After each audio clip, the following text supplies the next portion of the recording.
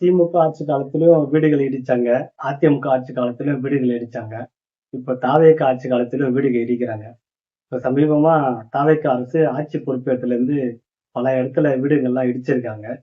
ஆனா, இந்த எல்லா கட்சியுமே ஆட்சிக்கு வரதுக்கு முன்னாடி இத சொல்றாங்க. அரசு நிலத்தில் வீடு கட்டி வருடக்கணக்கில் சட்டப்பூர்வமான மின் இணைப்பு, வீட்டு வரி போன்ற ஆவணங்களுடன் ஆக்கிரமித்துள்ள அனைவருக்கும் பட்டா முறைப்படுத்துதல். ஆனா, ஆட்சிக்கு வந்ததுக்கு அப்புறம் வீடுகள்லாம் இடிச்சிட்டு தான் இருக்காங்க.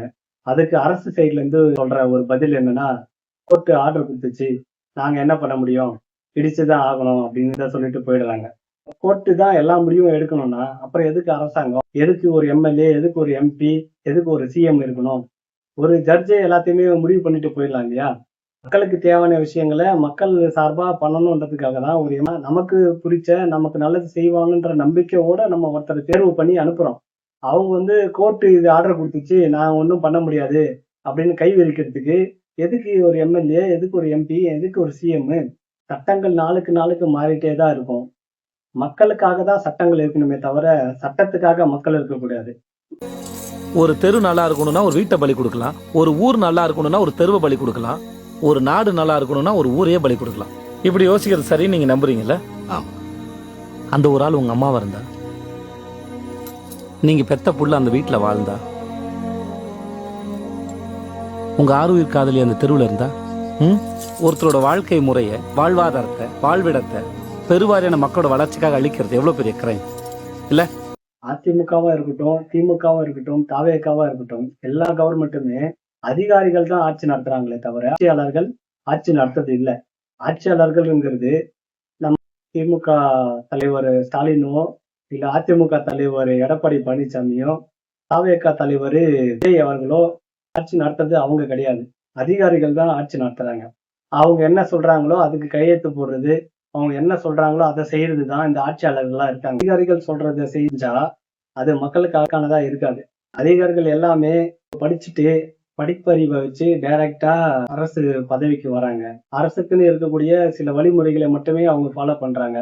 கட்சிங்கிறது மக்களோட தொடர்புடையது. மக்களுடைய பிரச்சனைகளை தீர்க்கறதுக்காக தான் அந்த கட்சியை தலைமை பொறுப்புக்கு மக்கள் ஓட்டு போட்டு அனுப்புறாங்க. அப்படின்னா அதிகாரிகள் சொல்றத ஆட்சியாளர்கள் செய்யறதுக்கு எதுக்கு ஒரு கட்சி இருக்கணும்? எந்த அரசு, எந்த தலைவர் மக்களுக்காக சட்டத்தை மாத்துறாரோ அவர்தான் உண்மையான தலைவர், அவர்தான் சரியான தலைவர். நல்லது செய்யணும்னு முடிவு பண்ணிட்டேன்னா அந்த சட்டங்கள் எல்லாம் மாத்திதான் ஆகணும். அப்படி மாத்தினாதான் அது மக்களுக்கான தலைவராகவே உங்களை ஏத்துக்க முடியும். நீங்க அதிகாரிகள் சொல்றதை செய்யறதுக்கு நீங்க மக்களுக்கான தலைவர் கிடையாது. நீங்க அதிகாரிக்கான ஒரு தலைவர். நீங்க ஒரு அரசாங்கத்தோட ஆளா மட்டும்தான் இருப்பீங்களே தவிர மக்களுக்கான ஆளா இருக்க மாட்டீங்க. மக்கள் தெளிவா ஒண்ணு புரிஞ்சுக்கணும். மக்களுக்காக போராடுறாங்க, யாரு மக்களுக்காக நிற்பாங்க, யாரு மக்களுக்காக சட்டத்தை மாத்துவாங்க அப்படின்றத பார்த்துதான் நம்ம எல்லாத்தையுமே தேர்வு செய்யணுமே தவிர, இவங்க போனா எல்லாம் மாறிடும், அவங்க போனா எல்லாம் மாறிடும் அப்படின்னு நம்ம நினைச்சிட்டு ஓட்டு போட்டோம்னா இங்க எதுவும் மாறாது. யாரு மக்கள் சக்தி அடிப்படையா வச்சு மாற்றத்தை கொண்டு வராங்களோ அவங்கதான் மக்களுக்கானவர்களா இருப்பாங்க. கோர்ட் இடிக்க சொல்லிடுச்சு, கோர்ட் ஆக்கிரமிப்ப அழிக்க சொல்லிடுச்சு அப்படின்ற சட்டம் எல்லாம் பாத்தீங்கன்னா ஏழை எளிய மக்கள் கிட்ட தான் நடக்கும் தவிர, பெரிய பெரிய கம்பெனிகள், ஹாஸ்பிட்டலு, ஷாப்பிங் மாலு எல்லாமே கட்டி வச்சிருக்காங்க. காலேஜ் எல்லாம் கட்டி வச்சிருக்காங்க ஆத்துல. அதெல்லாம் யாரும் இடிக்க மாட்டாங்க. அதுக்கு கோர்ட்டே ஆர்டர் கொடுத்தாலும் அரசாங்கம் போய் அதை செய்யாது. ஆனா இந்த மாதிரி ஏழை மக்களை ஈஸியா போய் போலீஸை வச்சு அடிச்சு மிரட்டி உருட்டி அவங்கள எப்படியாவது அந்த இடத்த வெளியேற வச்சிடறாங்க. ஒரு இடத்துல போய் குடியேறி அவங்க வாழ்க்கையை நிலைநிறுத்துறதுங்கிறது ரொம்ப கஷ்டமான விஷயம். இடத்துல இருந்து அவங்கள துரத்தி விட்டீங்கன்னா அவங்க திரும்பவும் போய் ஜீரோல இருந்து திரும்ப ஸ்டார்ட் பண்ணணும். வாழ்க்கையை நம்ம திரும்ப திரும்ப அவங்களை ஜீரோக்கு தள்ளி தள்ளி விடுறதுதான் இந்த அரசாங்கத்தோட வேலையாவே இருக்கு.